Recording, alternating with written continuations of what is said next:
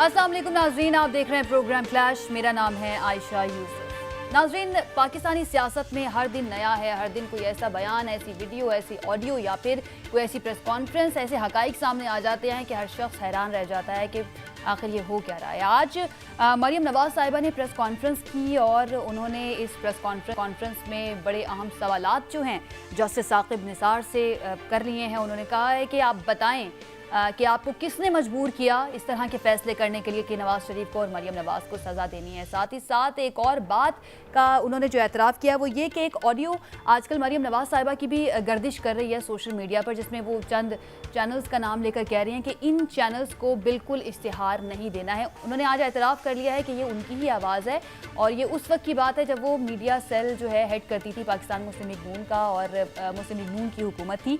उन्होंने एतराफ़ कर लिया है, जिसके बाद अब फवाद चौधरी साहब जो हैं वो ये कहते हैं कि हम इंक्वायरी करेंगे। उन्होंने ये इंडिया दे दिया है। अब सवाल ये है कि क्या इंक्वायरी की जाएगी और ये कितनी अहम बात है और ये कितनी तशवीशनाक बात है जो मरियम नवाज साहिबा ने बड़ी ही नॉर्मली कही है कि ये हाँ मेरी ही आवाज़ है और मैंने ही इस तरह की बात की थी, लेकिन इसके असरात क्या हुए, मुआशी कत्ल किसका हुआ, सहाफ़ियों की बात करते हैं, सहाफ़त की आज़ादी की बात करते हैं, लेकिन पसे पर्दा इस तरह की बातें जब सामने आती हैं तो अफसोस के सिवा और कुछ नहीं होता है। तीसरा आज का हमारा टॉपिक होगा जनाब वो ये कि मुमकिना पेट्रोल बहरान आने वाला है। पेट्रोलियम एसोसिएशन की जानिब से एहतजाज का ऐलान कर दिया गया है और उन्होंने ये कहा है कि अब जब तक उनके मुतालबात नहीं माने जाते हैं तब तक वो पेट्रोल पम्प्स बंद कर देंगे, जिसकी वजह से आज ही हमने देखा है कि पेट्रोल पम्प्स पर लंबी लंबी लाइनें लग गई हैं। आगाज़ करते हैं जनाब, अपने जो मेहमान हैं उनका मैं तारीफ़ करवा देती हूँ। सेनेटर हाशमी साहब हमारे साथ मौजूद होंगे पाकिस्तान मुस्लिम लीग नून से। फिरदौस शमीम नकवी साहब पाकिस्तान तहरीक इंसाफ से हमारे साथ मौजूद होंगे। नदीम असगर कायरा साहब पाकिस्तान पीपल्स पार्टी की नुमाइंदगी आज हमारे साथ करेंगे। फिरदौस साहब, आगाज़ में आपसे करना चाहूँगी सर, आप कह रहे हैं कि नून लीग जो है वो अदलिया पर हमला कर रही है, इदारों को नुकसान पहुंचा रही है। आज वज़ीर आज़म ने भी अपने खिताब में एक मरतबा फिर रसीदें मांग ली और कहा है कि आप हिसाब दे दें जो फ्लैट्स आपने लिए, 4 फ्लैट्स। आज वज़ीर आज़म जो हैं, जो साबिक वज़ीर आज़म नवाज शरीफ, वो भी वहीं पर रह रहे हैं। तो सर आप कोई इंक्वायरी क्यों नहीं बिठा देते हैं, पता चल जाए ना, दूध का दूध और पानी का पानी हो जाए। किस चीज़ पे इंक्वायरी बिठा दूं? इस चीज़ पे इंक्वायरी बिठा दें कि ये कौन लोग हैं जो इदारों को नुकसान पहुंचा रहे हैं, इदारों को मुतनाज़ करने वाले लोग जो हैं उनको सामने लेकर आया जाए, उनको जो है उनका एहतसाब किया जाए। आप लोग की पार्टी तो एहतसाब की पार्टी है ना। अच्छा, हम इंक्वायरी बिठाते के बाल लेंगे? आप बिठाइए तो सही, आप हुकूमत है ना। नहीं, पहली चीज है बीबी, देखिए लेट्स अंडरस्टैंड दिस कि नैब जिसके अपॉइंटेड चेयरमैन इनके थे उसको ये कहते हैं इमरान न्याजी नैब गठजोड़, ठीक है। जो कुछ भी पाकिस्तान तहरीक इंसाफ करेगी उसके ऊपर वो हमेशा क्वेश्चन मार्क डालेंगे। यहाँ इदारा है जुडिशरी। जुडिशरी एक independent pillar of the state है। Why should we not wait for the judiciary to react? हमें वो, अगर हमने पहले एक्शन लिया तो कल आपके प्रोग्राम के अंदर आप एज ए एंकर कह रही होंगी कि इनको जल्दी क्या थी, इन्होंने इंतजार क्यों नहीं किया, चीफ जस्टिस साहब क्यों नहीं मूव किए, जिन जजों ने के खिलाफ बात हुई थी उन्होंने उनके खिलाफ कंटेम्प्ट में क्यों नहीं मूव किया। तो बीबी सबर का दामन पकड़े रखना जरूरी है। लेकिन हम भी देख रहे हैं सर इस सबर की वजह से ना, अगर सबर का दामन थामे रखेंगे, बड़ी अच्छी बात है सबर करना, हमें भी सबर करना चाहिए, लेकिन जो मुल्क के इदारे हैं उनको नुकसान पहुंच रहा है, उनकी साख को नुकसान पहुंच रहा है, आवाम का भरोसा मुल्क के इदारों से उठ रहा है। देखिए बात सारी ये है, या तो आप कह दीजिए we are a banana republic, हम तो नहीं कह रहे। What is she trying to prove? क्या कह रही है मरियम नवाज कि पाकिस्तान एक बनाना रिपब्लिक है, यहां लोग हर इदारे को इन्फ्लुएंस कर सकते हैं अगर आप इख्तिदार में हो या आपके पास ताकत हो। वो जिस तरीके से फौजी जर्नैलों के नाम ले रही है और जिस तरीके से वो जजों के नाम ले रही है विदाउट प्रूफ्स और उस बेसिस के ऊपर जो कि बड़ी डाउटफुल हो चुकी है, चाहे वो राजा शमीम की टेस्टिमनी हो, चाहे वो अरशद मलिक की टेस्टिमनी हो, और चाहे वो अब इनकी अपनी जो वीडियो साकिब निसार की ऑडियो टेप निकली है उसके ऊपर सबने एक्सप्लेनेशन दे दी है। यहां तक कि ARY पे तो मैंने खुद सुना कि कौन कौन सी तकरीर के टोटे जमा किए गए। अब इस सब सुनने के बाद अगर उसके बावजूद वो वाजिद है कि ये सब कुछ सही है, तो हमें इंतजार करना चाहिए। अब आप इनका चेहरा तो देखे, मुझे क्यों निकाला हर दफा जब इनके ऊपर सवाल उठा। हेलीकॉप्टर केस, क्या सबूत दिया इन्होंने? कतरी खत। हुदैबिया पेपर मिल्स किस तरह हासिल हुए, क्या सबूत दिया? कतरी खत। एवनफील्ड अपार्टमेंट किस तरह हासिल हुए, फिर सबूत क्या दिया? कतरी खत। ये कतरी खत के अलावा कुछ कहा ही नहीं ने।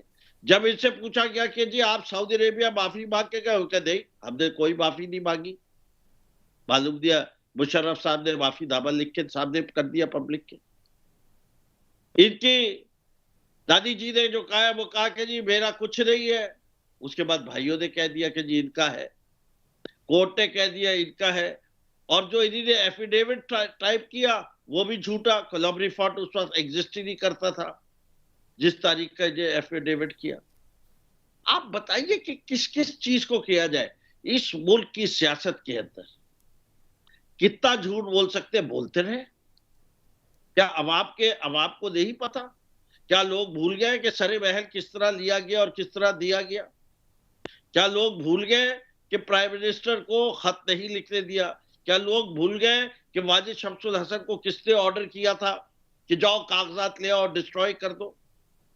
क्या ये पाकिस्तान की तारीख का हिस्सा नहीं है? और इस मुल्क की तारीख में कौन सा पिलर ऑफ द स्टेट जो है वो बहुत साफ सुथरा रहा है? अच्छा सर, Starting with every- आज जो प्रेस कॉन्फ्रेंस उन्होंने किया है, कथा कलामी की माजरत, आज प्रेस कॉन्फ्रेंस में उन्होंने धमकी कह लें या ये इंडिया दे दिया है कि मजीद ऑडियो वीडियोस भी मौजूद हैं। कैप्टन सफदर साहब की भी एक वीडियो आई है, उसमें भी वो यही कह रहे हैं कि मजीद वीडियोस मौजूद है। लेकिन ये सर, ये सिलसिला कहाँ पर जाकर रुकेगा? मैं आपकी तरफ आऊँगी। निहाल हाशमी साहब भी हैं, उनको भी शामिल गुफ्तगू कर लेते हैं। निहाल हाशमी साहब, आज बड़े सवालात उठाए हैं मरियम नवाज साहिबा ने साकिब निसार से कि बताए किसके ज़रिए, किसने आपको मजबूर किया इस तरह के फैसले करने के लिए कि नवाज शरीफ को और मरियम नवाज को सज़ा देनी है। तो सर, ये सारी चीज़ें लेके जो अब आपके हाथ में, आपके नज़दीक बड़े ठोस सबूत हैं, ये आप अदालत क्यों नहीं जाते? अदालत से रिलीफ क्यों नहीं मांगते हैं? बिस्मिल्लाहिर्रहमानिर्रहीम। मैंने बड़े गौर से फिरदौस शमीम नकवी साहब की भी बात सुनी, और अगर आप मौका देंगी तो मैं उनके एक एक बात का तहम्मुल से जवाब दूंगा, और मुझे उम्मीद है कि फिरदौस शमीम नकवी साहब उसको तहम्मुल से सुनेंगे। बनाना रिपब्लिक बनाने की कोशिश की जा रही है। बनाना रिपब्लिक नहीं है पाकिस्तान, मगर मौजूदा हालात में बनाना रिपब्लिक को डिक्लेयर नहीं करता है कि I M A banana Republic. उसके हालात और वजूहात और वाकयात और उसकी गवर्नेंस इस तरह की हो जाती है कि फिर वो बनाना रिपब्लिक बन जाती है। Number one. नंबर टू, जो हमारे भाई साहब हर बात पे कतई खत, और सबसे पहले उन्होंने इवेंटफील्ड अपार्टमेंट्स के हवाले से बात किया, तो मैं उनके इल्म में इजाफा कर दूं कि ब्रॉडशीट जो नैब ने नेक्सस किया था ब्रॉडशीट वालों ने इवेंटफील्ड अपार्टमेंट को, तो उस पे उन्हें जुर्माना हुआ, पाकिस्तान को भी और उनको भी, कि ये इवेंटफील्ड जो अपार्टमेंट है ये कोई ब्लैक मनी का नहीं है, कोई मनी लॉन्ड्रिंग का नहीं है। इसकी पूरी डॉक्यूमेंटेशन है, ये बिल्कुल क्लियर, और 26 लाख उनके ऊपर जुर्माना आयद हो गया। और अगर ऐसा कुछ होता तो बरतानिया के यहाँ कवानीन बहुत सख्त हैं। आपको याद होगा कि मलिक रियाद साहब ने कुछ प्रॉपर्टी खरीदी थी लंदन में, और जिसको लंदन की इन्वेस्टिगेशन एजेंसी ने पकड़ने के बाद उनसे 34 अरब या 37 अरब रुपया वसूल किया, और वो पैसा वापस पाकिस्तान आया। तो नवाज शरीफ का कोई ऐसा चोरी या कोई ब्लैकमेलिंग या कोई मनी लॉन्ड्रिंग का पैसा नहीं, तो वो एक बड़ा क्लियर प्रॉपर्टी है। और जहां तक उसमें मरियम का है, तो हाँ, वो मरियम का नहीं है। Maryam was once upon a time वो उसकी ट्रस्टी थी। और कैलबरी फ्रंट के जो मेरे भाई ने बात किया, कैलबरी फ्रंट के जो मौजूद थे, उन्होंने कह दिया कि जब मरियम ने इससे साइन किया था उस वक्त ये डॉक्यूमेंट था, ये स्याही इजाद हो चुका था। अब आ जाइए कि आप इनिशिएटिव नहीं लेंगे, अदालतें लें, आप हुकूमत हैं, आपके अंडर में है फॉरेंसिक लेबोरेटरीज, आपके पास वो तमाम वसाइल हैं, वो तमाम जराए हैं। आप इनिशिएट करें ना, और फिर आप रिएक्ट क्यों कर रहे हैं? आप अगर रिएक्ट कर रहे हैं तो आप इनिशिएट करें। भाई वो आपको तो नहीं कहा गया, इनिशिएट आप कर रहे हैं। उन्होंने कहा जनाब साकिब निसार साहब को, तो क्या साकिब निसार साहब आपके पार्ट एंड पार्सल हैं जिसकी वजह से आप रिएक्ट कर रहे हैं? रिएक्ट साकिब निसार के साथ साथ आप भी कर रहे हैं। जब आप रिएक्ट कर रहे हैं तो आप इनेक्ट करें और आप जाएं जाकर के इस जो ऑडियो कैसेट है इसको आप वेरीफाई करवा लें और दूध का दूध पानी का पानी हो जाए। अगर निहाल हाशमी साहब, अगर आपके नजदीक ये ऑडियो क्लिप जो आया है ये बिल्कुल फैब्रिकेटेड नहीं है, किसी तकरीर से के जो टुकड़े थे उनको जोड़कर नहीं बनाया गया, तो फिर अदालत में नून लीग क्यों नहीं लेके जा रही है? इसकी बेस पर तो रिलीफ मिल सकता है। इससे ज्यादा मुअस्सर हम अदालत में लेके गए। मेरे भाई ने मरहूम अरशद मलिक साहब का हवाला दिया, मेरे भाई ने एक दो और हवाला दिया, राना शमीम का भी हवाला दिया। मैं आपको एक हवाला देना चाहता हूं जो 2018 के इंतखाब से पहले का वाकया है। उस वक्त के इस्लामाबाद हाई कोर्ट के जज जस्टिस शौकत सिद्दीकी साहब पिंडी बार में जाते हैं। वो अपनी अपील में भी उसने जमा कर दिया, उन्होंने जो अपील लगाई अपनी रेस्टोरेशन की उसमें सुप्रीम कोर्ट में भी उन्होंने एफिडेविट दिया। उसमें ऑडियो वीडियो ट्रांसक्रिप्ट हर चीज अवेलेबल है, जिसमें उन्होंने बड़ा दो टोक और वाजे दो वाशगाफ अल्फाज में कहा कि मुझ पे क्या प्रेशर था, कैसे था, क्यों कर था। तो उसको वो हमने इस बार इरफान कादिर साहब ने उसे ओरिजिनल जो अपील है उसका हिस्सा बनाया। साथ ही साथ जो मलक अरशद साहब की वीडियो है, ऑडियो है, उसको भी हिस्सा बनाया गया है। अगर ये समझते हैं कि नहीं है तो ये ले जाके फोरेंसिक लैब में करवा लें। ये दोनों हमने हिस्से बना दिए हैं। इस ऑडियो को भी हिस्सा बनाया गया है? इस ऑडियो को भी हिस्सा बनाया गया अपील का? देखिए ये ऑडियो बहुत बाद में आया, ये ऑडियो तो 2-4 रोज पहले की बात है। ये मेरे ख्याल से लेकिन इरादा रखते हैं आप आगे इसको इस्तेमाल करने का? मैं समझता हूं कि अगर हमारे वकला की टीम इसको मुनासिब समझेगी बिल्कुल इस्तेमाल करेगी। जिस तरह से शौकत सिद्दीकी साहब का और जिस तरह से अरशद मलिक मरहूम का ऑडियो और वीडियो और ट्रांसक्रिप्ट सारी कुछ लगा दी गई है, जिस तरह से और मुख्तलिफ चीज लगाई गई है कि this am part and parcel of that appeal, तो वो सुना जाएगा। इसको भी लगा देंगे। बस कोशिश कर लें फिरदौस भाई की पार्टी पीटीआई और हुकूमत करे इसको फोरेंसिक करवा लेना और जाकर के कोर्ट में जमा करवा दे। ठीक है, ठीक है। निहाल साहब साथ ही रहिए। नदीम साहब आप बात सुन रहे हैं बाकी मेहमानों की भी। हुकूमत जो है वो भी इंक्वायरी करने के मूड में नजर नहीं आ रही है इस तरह की ये जो ऑडियो आई है इसकी। दूसरी तरफ हम अगर नून लीग को देखें उनकी जानिब से भी हम देख रहे हैं कि इस ऑडियो को खास तौर पर अदालत ले जाने की बात ये कहा जा रहा है कि जब मुनासिब वक्त होगा तब हम लेकर जाएंगे। आपको नहीं लगता कि कोई कमीशन बन जाना चाहिए, सच सामने आ जाए?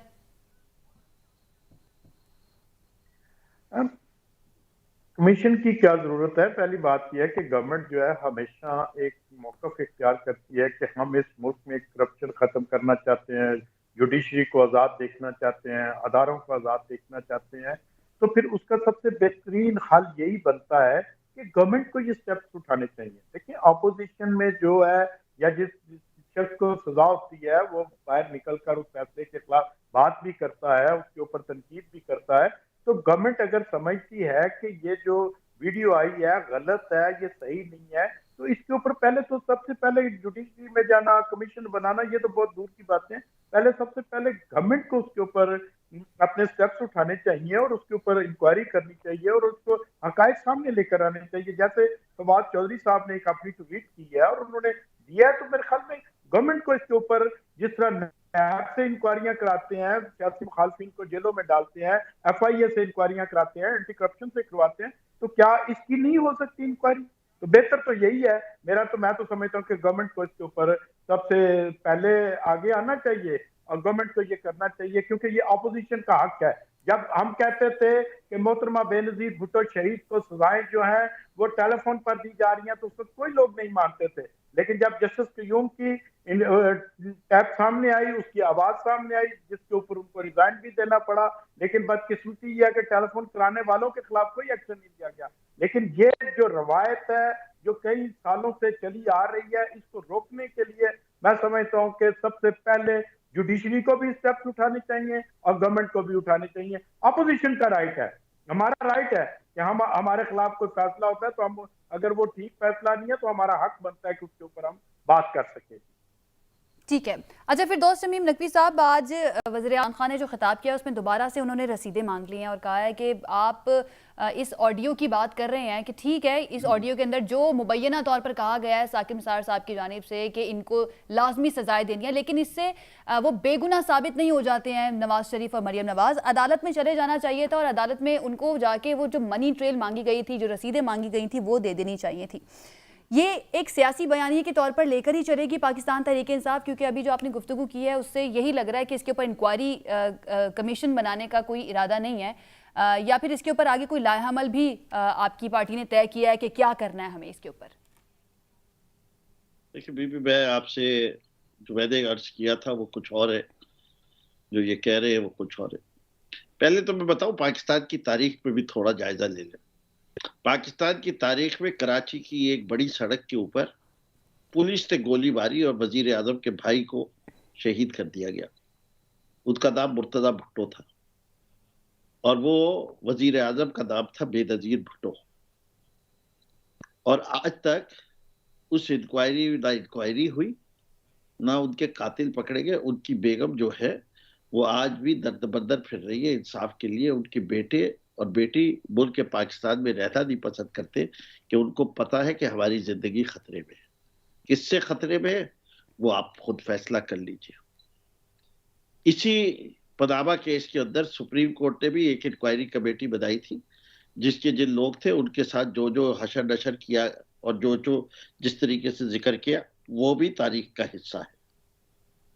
इतना वाज़ेह और बैयन सबूत है मेरे भाई दयाल हाशमी ने कि इंग्लिश लॉ के तहत जो है वो Avenfield apartments have been declared to have been purchased through legal lawful money. वही पूरा डॉक्यूमेंट लाके पाकिस्तान के कोर्ट्स में जमा कर दे, हमें तो कोई इतराज नहीं है।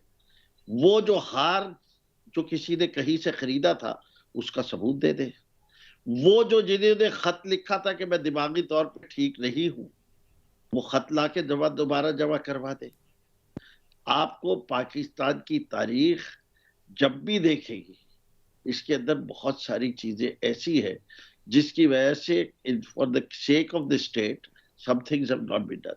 हमूद रहमान कमीशन रिपोर्ट जुल्फिकार अली भुट्टो ने कहा था will be release with 90 days of its completion. कब रिलीज हुई या हुई भी कि नहीं हुई?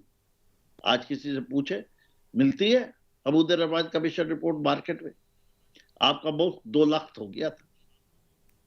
इस मुल्क के अंदर जितने साजिशें और साजिशें अदासिर है और जो इस मुल्क के हुक्मरानों ने इस मुल्क के साथ की है, इसी वजह से आज पाकिस्तान चीन नहीं है, आज पाकिस्तान मलेशिया नहीं है, आज पाकिस्तान तुर्की नहीं है, आज पाकिस्तान बांग्लादेश भी नहीं है। तहरीक इंसाफ को तो सिर्फ 3 साल हुए। 1970 से बांग्लादेश का मुकाबला करने के लिए हुक्मरानों को ही जिम्मेदार ठहराऊंगा या किसी और को ठहराऊंगा? जो जो जिसने हुकूमत की, उसमें चाहे फौजी हो चाहे उसके अंदर पॉलिटिकल लोग। हमारे मुल्क में कितने इदारे हैं जिनको आप कह सकते हैं कि इदारा है? इस वक्त हमारे मुल्क में सिर्फ एक इदारा है, वो है हमारी फौज।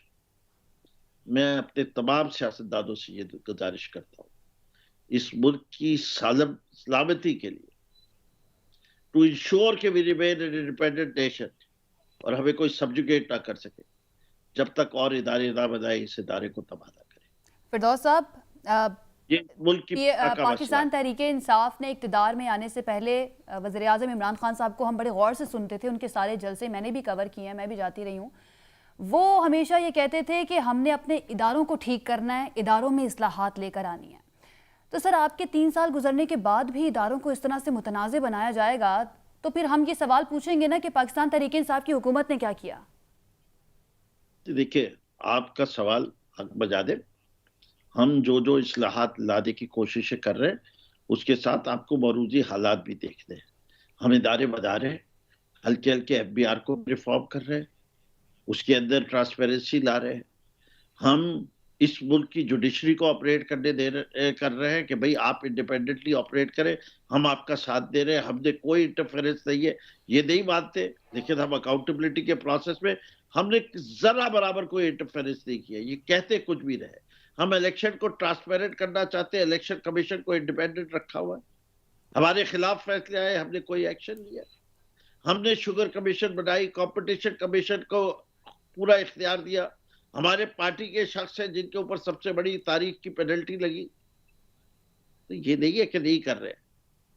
अच्छा सर, एक चीज बता दीजिए, एक सवाल का जवाब दे दीजिए, फिर हमें ब्रेक की तरफ जाना है। फिरदौस साहब, मेरा ये सवाल है कि क्या पाकिस्तान तहरीक-ए-इंसाफ मत कोई इंक्वायरी करने का इरादा रखती है? ये जो अब ऑडियो और वीडियो लीक्स आ रही हैं और जो इंदिया दिया जा रहा है, धमकियां दी जा रही हैं कि मजीद भी आ सकती हैं आगे, क्या कुछ करने जा रही है इस पर? कोई इंक्वायरी हो सकती है? मैं आपको देता हूँ, मैं देखना चाहता हूँ ये दादी जी किस हद तक गिरेगी। मैं क्यों अभी बोलूं, मैं अपने कार्ड्स क्यों खोलूं? मैं समझता हूं कि अदलिया को रिएक्ट करना चाहिए। They should call an inquiry, इनसे कह के सारे डॉक्यूमेंट्स हमें जमा करके दो, जो जो तुम्हारे पास प्रूफ है अंडर ओथ दो, ठीक लाए, जमा करे। इस्लामाबाद में हाई कोर्ट में यानी वेट एंड सी की पॉलिसी की तरफ चलना चाहते हैं आप? ठीक है, हमारे साथ ही we are doing our plan, but ठीक वी है। Will not interfere. आप अपने कार्ड्स अभी शो नहीं करना चाहते हैं, ठीक है ठीक है। फिर तो वापस आएंगे, एक ब्रेक लेने हमें, स्टे विद अस। जी नाज़रीन, ब्रेक के बाद एक मरतबा फिर से खुश आमदीद। इस मरतबा मैं आगाज़ करना चाहूँगी निहाल हाशमी साहब से। निहाल हाशमी साहब, आप लोग पीडीएम के प्लेटफॉर्म से आप लोगों ने प्लान बनाया है कि अब एहतजाज करना है, मार्च में मार्च होगा या फिर इस्तीफ़े दिए जाएंगे, अभी तक कुछ फाइनलाइज नहीं हुआ है। लेकिन जो अब कल सरबराही इजलास हुआ था उसमें जो सारी गुफ्तगू होती रही ऑडियो लीक्स के मामले पर, और जो साबिक चीफ जस्टिस गिलगित बल्तिस्तान है राना शमीम, उनके बयान हल्फी से मुतालिक। तो ये एहतजाज आप शरीफ ख़ानदान के लिए करेंगे या फिर ये अवामी इशूज़ पर होगा? आयशा देखिए, आप अगर 3 साल पूरा देखें, उस धरने में मैं भी था जो इस्लामाबाद में दिया गया था पीडीएम के जानिब से, और अभी 3 दिन पहले कराची में हुआ है, उससे चंद दिन बाद इस पेशावर में हुआ है। हर जगह पे जुलूस, रैली, धरने, और ये जो आपसे मैं बात कर रहा हूँ और जो प्रेस कॉन्फ्रेंस हो रहे हैं और जो अवामी राय हम हमवार कर रहे हैं, ये हम मुसलसल कर रहे हैं। एक नैरेटिव क्रिएट किया है गवर्नमेंट ने, और वो कर रहा है कि गवर्नमेंट अगर कुछ नहीं कर रही तो अपोजिशन क्या करी। देखिए जनाब, ऑपोजिशन का काम नहीं है आटा सस्ता करना, ऑपोजिशन का काम नहीं है पेट्रोल सस्ती करना, ऑपोजिशन का काम नहीं है बिजली और गैस के बिल को कम करना, ऑपोजिशन का काम नहीं है रोजगार देना, ऑपोजिशन का काम है आपको निशानदेही करना, आपको आपकी जिम्मेदारियां बताना, आपको आपके फराइज बताना, बार बार बताना, और हर रोज, हर घंटे, हर मिनट हम कर रहे हैं। बिल्कुल बजा फरमा रहे हैं सर, लेकिन आजकल हम पता है क्या देख रहे हैं कि ऑपोजिशन की प्रायोरिटी पर अवामी मसाइल है ही नहीं। ऑपोजिशन बात करती है कि इंतखाबी इस्लाहत का बिल क्यों मंजूर हो गया, ये ऑडियो लीक्स क्यों आ गई हैं। मैं आपको बताऊं, आप भी उससे मुतासिर हो गई जो गवर्नमेंट एक प्रोपेगेंडा मुहिम लॉन्च किया हुआ है। नहीं सर, मैं मुतासिर नहीं हुई, मैं मुतासिर हो रही हूँ महंगाई से।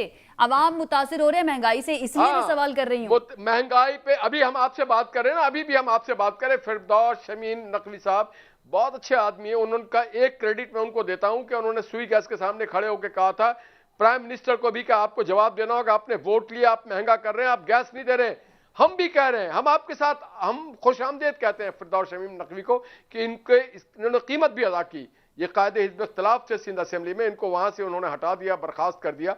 मगर मैं एक समझता हूं कि इन्होंने अवाम के साथ खड़े होकर बात की। तो हम भी एक बात कर रहे हैं कि जनाब हर रोज कर रहे हैं, हम महंगाई के खिलाफ बात कर रहे हैं, हमेशा कर रहे हैं, 24 घंटा ब्लॉग कर रहा है, सोशल मीडिया कर रहा है, मेन स्ट्रीम मीडिया कर रहा है, अखबारात भरे हुए हैं, बाजारों में लोग इनको आहे उठे दे रहे हैं, बददुआएं दे रहे हैं, गालियां दे रहे हैं, क्या कुछ नहीं हो रहा, मगर इनके कान पे जो ही नहीं रेंग रहा। मगर जो ऑडियो है साकिब निसार साहब की, वो एक कौमी हिस्ट्री है, वो हमारे मुल्क का एक हिस्ट्री है कि पाकिस्तान के इतने बड़े ओहदे पे फायद रहने वाला शख्स जो लोगों को सादिक और अमीन कहता था, वो पाकिस्तान के इन अदालतों में बैठा रहा, जो अदालतों में जाके सेशन जज के मोबाइल फेंक दिया करता था, जो हॉस्पिटल में जाके छापे मारा करता था, जो यहां से पाकिस्तान से महमूद भट्टी को बरतरफ करता था, जो रेलवे के वजीर को बुला के कहता था किधर है तुम्हारे लोहे के चने। ये शख्स इतने रुतबे पे था जो अरबों रुपया खा गया हमारे, डैम के नाम पे कहां गए वो पैसे? कोई बताए मुझे कि वापडा के पास कितने पैसे गए जो डैम निहाल हाशमी साहब, अभी तक साबित तो नहीं हुआ है ना, जस्टिस का ये साबित तो नहीं हुआ कि ये आवाज उनकी ही है, आवाज उनकी है, लेकिन ये जिस तकरीर से उठाकर उसको बना दिया गया, उसमें एक ऑडियो कॉल की तरह उसको बना दिया गया, अभी तक प्रूफ किसी नहीं तकरीर हुआ से नहीं। अगर आप समझते हैं गलत है तो देखिए ना, फिर जाएं जाके लंदन में ये चलाएं ना, आप जाकर के केस कर दें उस फॉरेंसिक लेबोरेटरी पे जो अमेरिका में है, अब जाएं जाके लंदन में केस करें। निहाल हाशमी साहब, ये जो डैम के पैसों की आप बात कर रहे हैं ना, ये तो हुकूमत कह चुकी है कि वो स्टेट बैंक के पास महफूज है। अच्छा, आप ये कह रहे हैं निहाल हाशमी साहब, मैं आपसे एक सवाल करती हूँ, उसके बाद मैं अपने अगले मेहमान की जानिब बढ़ूंगी। आप ये कह रहे हैं कि नून लीग जो है वो आवाम के बारे में सोचती है, अवामी जो मसाइल हैं, जो बेरोजगारी है, उसका दुख है नून लीग को, ये कह रहे हैं आप? हमने तो आयशा करके दिखाया ना हमारे वक्त में। मैं यही आपसे सुनना चाह रही थी। अब आज जो मरियम नवाज साहिबा ने एतराफ किया है, 100 पे था। निहाल हाशमी साहब, आज मरियम नवाज साहिबा ने जो एतराफ किया है कि इन चैनल्स को एड्स नहीं देने हैं, उन जो चैनल्स थे या फिर जो सहाफी बिरादरी थी, उन लोगों का मौशी कत्ल किया गया है। क्या वो लोग पाकिस्तान के अवाम नहीं थे सर? और उन्होंने बड़े नॉर्मल अंदाज में उस चीज़ का एतराफ़ किया है कि जैसे कोई बड़ी बात ही नहीं थी। मैं इस मीडिया से ताल्लुक़ रखती हूँ, मुझे पता है कि हमारे कॉलीग्स किस किस सिचुएशन से गुजरते हैं जब उनको तनख्वाहें नहीं मिलती हैं। मरियम ने ये नहीं कहा ये मेरी नहीं है, डिस्टॉर्टेड है, ये यहाँ से उठाया, उसने कहा ये मेरा है। मैं अपने मीडिया सेल की इंचार्ज थी, 2018 का वक्त था, हमने कहा कि हमारे पार्टी के इलेक्शन कैंपेन की इश्तहार इनको ना दिया जाए। उसने बरमला कहा, उसने मुनाफिकत तो नहीं की, उसने इबाम तो नहीं की रख के, उसने कहा मैं पार्टी के मीडिया सेल की इंचार्ज थी और मैंने कहा कि ये लोग हमारे खिलाफ कैंपेन कर रहे हैं।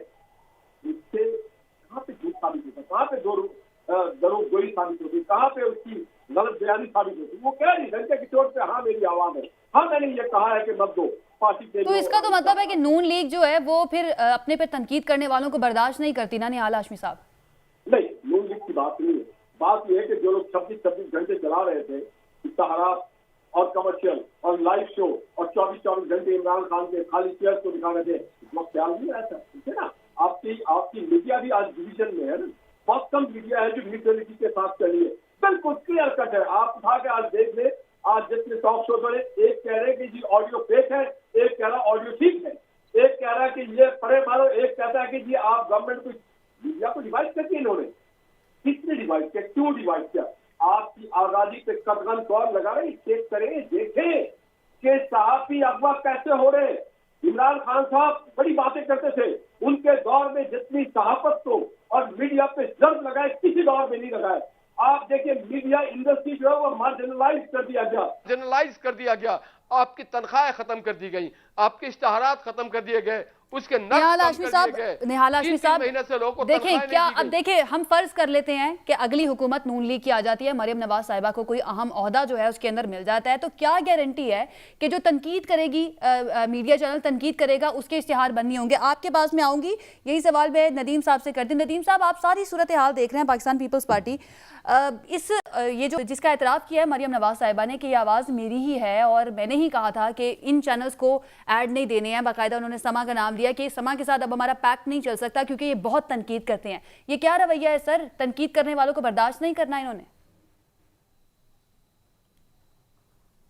आपकी जो मरियम नवाज साहिबा ने कहा है कि पहली बात यह है कि ये देखने वाली बात है कि वो किस हैसियत में कह रही थी, उनके पास कौन सा ओहदा था, जिस हैसियत से वो कह रही थी कि इनको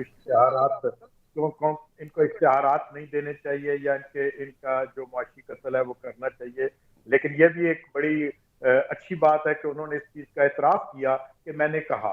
इसका मतलब है वो वजीर आजम साहब की बेटी थी, वो कह सकती थी, उनके ऑर्डर चलते थे, इस तरह उन्होंने कह दिया होगा और उन्होंने माना भी है, ये भी एक अच्छी बात है। लेकिन फिरदौस शमीम नकवी साहब ने एक बात की मुर्तजा भुट्टो साहब की कि उनकी शहादत के ऊपर उन्होंने बड़ी लंबी चौड़ी तकरीर की, तो क्या ये अच्छा होता है? हिस्ट्री का वो बड़े अच्छे स्टूडेंट नजर आते हैं, मुझे बुजुर्ग हैं हमारे, क्या ये अच्छा होता कि लियाकत अली खान की भी हो जाती इंक्वायरी? क्या ये अच्छा होता जुल्फिकार अली भुट्टो साहब का आज भी अदालतों में वो जो जुडिशरी में कत्ल हुआ था उसकी भी इंक्वायरी हो जाती, वो केस सामने आ जाता? क्या ये अच्छा होता ज़ियाउल हक के ऊपर 200-150 बंदा ड्यूटी दे रहा था, जो सबसे आसान तरीन काम था उसको पकड़ना, कि उनमें से साजिश पकड़ी जाती? क्या ये अच्छा होता कि जब चीफ जस्टिस जिस वक्त फिरदौस शमीम नकवी साहब उसी जमात का शायद हिस्सा थे, अगर मैं गलत नहीं हूँ, जब वो चीफ जस्टिस कराची के एयरपोर्ट के ऊपर गिरफ्तार हुआ था, बैठा हुआ था, उसे बाहर नहीं निकलने दिया जा रहा था, और ये लोग सड़कों के ऊपर कत्ल गारत कर रहे थे, मासूम शहरियों को कत्ल कर रहे थे। क्या ये अच्छा होता कि वो चीफ जस्टिस जो उस वक्त पाकिस्तान पीपल्स पार्टी के खिलाफ सो मोटो ले रहा था, इफ्तिखार चौधरी, क्या ये अच्छा होता? वो हर ब्यूरोक्रेट को लाइनों में खड़ा करके कहता था कि आपने ये ऑर्डर नहीं करने, पीपल्स पार्टी को बदनाम कर रहा था। क्या ये अच्छा होता? उस वक्त इंक्वायरी हो जाती। अगर इन इंक्वायरियों में जाए तो बहुत कुछ निकल सकता है। उन लोगों का भी निकलना चाहिए, उस प्रेसिडेंट का भी निकलना चाहिए। जब यही जिस जमात का ये हिस्सा थे, वो प्रेसिडेंट खड़े होकर इस तरह मुक्के लहरा कर कह रहा था, क्या किसी कौम में किसी प्रेसिडेंट ने, जब उसके मुल्क के लोग मासूम शहरी सड़कों के ऊपर कत्ल हो रहे हो और उस शहर और उस मुल्क का सरबराह खड़े होकर इस तरह मुक्के लहरा कर कहे कि देखा मेरी ताकत? तो मैं समझता हूं कि जब इस तरह के लोगों के साथ इस तरह के लोग खड़े होंगे तो आज वो कहें कि हमने क्या किया। और दूसरा, मैं समझता हूं कि जो मीडिया है इसके ऊपर किसी भी सूरत पर पाबंदी नहीं लगनी चाहिए। देखिए, ये बहुत सारे मासूम लोगों की, गरीब लोगों की आवाज है। अभी शमीम साहब ये बार बार कह रहे थे रिफॉर्म्स। भाई शमीम साहब, आप मुझे ये बता दें, साहब, आपने पुलिस रिफॉर्म्स की हैं, आपने बल्दियात का रिफॉर्म्स की बात की। देखें, बलोचिस्तान में आप 3-3.5 साल से आपकी गवर्नमेंट बन चुकी है, 3.5 साल में आप बल्दियात के इलेक्शन नहीं करवा सके, वहां आप सिस्टम नहीं बना सके। आप चले जाएं केपीके में, आपकी गवर्नमेंट वहां पर मौजूद है, 2-2.5 साल से आपका टेन्योर पूरा हो चुका है, आप वहां पर रिफॉर्म्स नहीं कर सके। लेकिन पंजाब में अभी तक सिस्टम नहीं बना सके, अभी तक कैबिनेट से आपकी मंजूरी होती है और 3 साल, और उसमें भी आपने जो 58,000 लोग थे उनको डी-सीट किया। आपसे कुछ काम होता है? फिर आप कहते हैं कि हम जो है इंसाफ कर रहे हैं। अगर इंसाफ हो रहा है तो फिर मुझे ये बता दें कि आपके खिलाफ जो केसेस है, केसेस है, मालम जबा केस है, बीआरटी केस है, नदीम साहब, आपने बड़ी खूबसूरती से जो बात थी ना उसको डाइवर्ट कर दिया है दूसरी तरफ। उस बात का जवाब दे दें। ये जो ऑडियो, जी जी जी, मैं एक सेकंड में आपकी बात ऑडियो पर आ जाऊंगा। फरदौस शमीम साहब, एक बात जरूर हुई है कि उनके पास ताकत थी, तहमीर साहब के पास उनका ग्रुप था, उन्होंने अपने चीनी स्कैंडल से अपने आप को बरी करवा लिया, ब्लैकमेल किया, बजट के ऊपर ब्लैकमेल किया। लेकिन मुझे अफसोस कि मेरे बुजुर्ग को उनके ओहदे से हटा दिया गया। हक बात करने पर, गरीब लोगों की बात करने पर उनकी जगह पर एक और दूसरे शख्स को हिज़्ब इख्तिलाफ का लीडर बना दिया गया। ये इंसाफ होता है? तो दूसरा, मैं समझता हूँ कि जो आपने ऑडियो की बात की है, मैं तो पहले भी कहा, मैं अभी भी कहता हूँ कि इसके ऊपर तहकीकात होनी चाहिए, इनको सामने आना चाहिए, उन किरदारों को सामने आना चाहिए कि जो वीडियो बनाते हैं। ठीक है, और फवाद चौधरी साहब ने आज इंडिया भी दे दिया है कि इसके ऊपर इंक्वायरी होगी। नदीम साहब साथ ही रहिए। फिरदौस साहब, फवाद चौधरी साहब ने कहा है कि ये जिस तरह की अब वीडियो आई है इसके ऊपर हमने तो इंक्वायरी करनी है, क्योंकि ये तो सहाफती आज़ादी के खिलाफ काम किया गया था और इसका एतराफ़ भी कर दिया मरीम नवाज साहिबा ने। ये मैं आपसे जानूंगी, लेकिन हमें एक ब्रेक लेनी है। ब्रेक लेते हैं, स्टे विद अस। ब्रेक के बाद खुशामदीद। ब्रेक पर जाने से पहले एक सवाल उठाया था हमने फिरदौस शमीम नकवी साहब से, उसका जवाब जानता है। फिरदौस साहब, अब ये जो ऑडियो आई है मरियम नवाज साहिबा की, जिसका उन्होंने एतराफ़ भी कर लिया है कि उनकी ही आवाज़ है, इस पर वफाकी वज़ीर इत्तलात फवाद चौधरी साहब ने कहा है कि अब इंक्वायरी होगी। तो वैसे तो आप नहीं बता रहे कि आपने इंक्वायरियाँ मज़ीद मामलों में करनी है या नहीं करनी, लेकिन इस इंक्वायरी को हम संजीदगी से लें या नहीं कि होगी? जी, मैं दस्तूर अपने स्टेटमेंट पे कायम हूँ। फवाद चौधरी साहब ने ये ऐड के रिलीज करने के इकबालिया बयान के बाद उन्हें कहा इसमें इंक्वायरी करेंगे। अगर गवर्नमेंट के अंदर ये पॉलिसी रही तो ये पाकिस्तान की हुकूमत के कवानीन के खिलाफ। मेरे दोनों बरादरान ने एक बात का तो इतराफ़ किया कि मैं एक बहादुर, निडर और सच्चा आदमी हूँ, हक बात कहने पे यकीन रखता हूँ। आज मैं फिर हक बात कह देता हूँ। हक बात ये है कि दोनों पार्टियों के लीडर चोर मान लें, जैसे कि ये तो मेरी बातों का इतराफ़ कर चुके हैं। मैं सच्चा आदमी, लीडर। एक मिनट आप रुकिए, मैं बड़ी खामोशी से सुन रहा था, आप बार बार कोट करते दयाल साहब, जरा खामोशी से, अब मेरी बारी। दूसरे हमारे पीपल्स पार्टी के जो दोस्त है, मैंने ये कहा था कि उनके जिस वक्त कत्ल हुआ उस वक्त वजीर आजम बेनजीर भुट्टो थी और उनके भाई का कत्ल हुआ। जब लियाकत अली खान का कत्ल हुआ था तो लियाकत अली खान का भाई नहीं था, कोई उनकी बीवी नहीं थी जो बैठी हुई थी हुकूमत में। आसिफ अली जरदारी साहब 2007 के बाद जो है वो हुकूमत में आए, कितने बिलियंस ऑफ डॉलर खर्च किए कि बेनजीर के कातिलों को पकड़ेंगे। यूनाइटेड नेशन से बुलाया इमीडिएटली आफ्टर, 5 साल में नहीं मुकम्मल किए, इससे कि शायद उंगलियां कहीं और जा रही थी। वो उंगलियां जिस तरफ जा रही थी उसके बारे में ये जवाब दे, इनको भी पता है। हमीदुर रहमान रिपोर्ट क्यों नहीं निकली थी, इससे कि उंगलियां फिर कहीं और जा रही थी। इसीलिए पाकिस्तान में जब उंगलियां अपने ही की तरफ आ रही होती है तो लोग दबा देते हैं। हमारे यहाँ जितनी रिपोर्टें हुई, शुगर की रिपोर्ट आई, उंगली जहां आई 3 हिस्सों में भेज दिया, कंपटीशन कमीशन, एससीसीपी, एफबीआर। फैसला आ गया, रिलीफ हमने नहीं दी, रिलीफ कोर्ट से स्टे ऑर्डर के जरिए ली गई है, जिसके हम खिलाफ है। जिन लोगों ने झूठ बोल के गए लंदन, क्या वो रिपोर्टें भेज रहे हैं अपनी जो कौम से वादा किया था? जब इनसे सवाल पूछा जाता है, एफआईए की तरफ से ये मरियम बीबी ने जवाब दिए, शहबाज शरीफ ने जवाब दिए, मुराद अली शाह ने जवाब दिए, किसी फोरम पे दिए?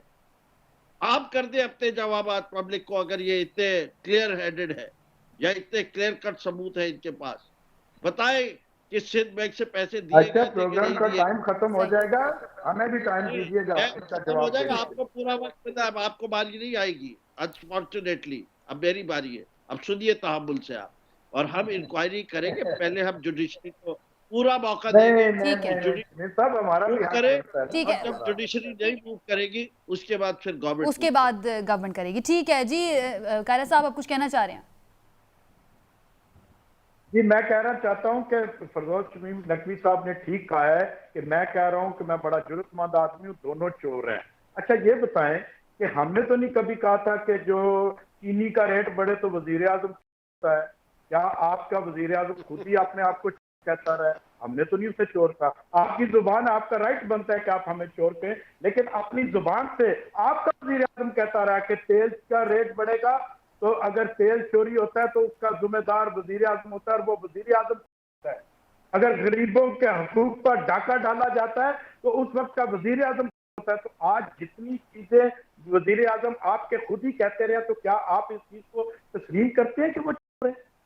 तो दूसरा, आपने कहा कि बीबी शहीद का तो किसी की तरफ जा रहा था, उस वक्त परवेज मुशर्रफ की हुकूमत थी, क्या वहां से सबूत किसने मिटाए थे? उस वक्त आप किसके साथ थे?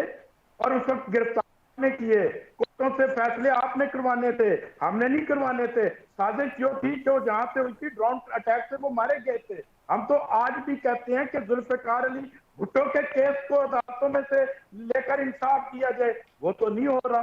फिर हम कहते हैं कि मोहतरमा बेनजीर भुट्टो साहिबा के केस के जो गिरफ्तार मुलजमान है, उनका जो है उनको सजाएं होनी चाहिए। क्या आपने दी? वो हमारा कसूर है?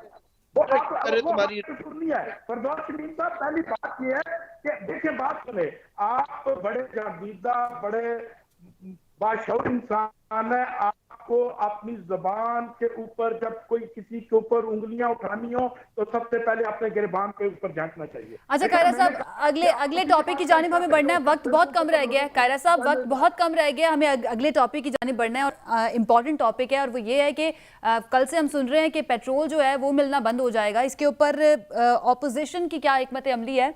निहाल हाशमी साहब, गवर्नमेंट ने ये भी ऐलान किया है, मुशीर खजाना शौकत तरीन साहब को मैं सुन रही थी एक इंटरव्यू में, उन्होंने कह दिया कि नेक्स्ट वीक तक एक मिनी बजट जो है ना वो आ जाएगा।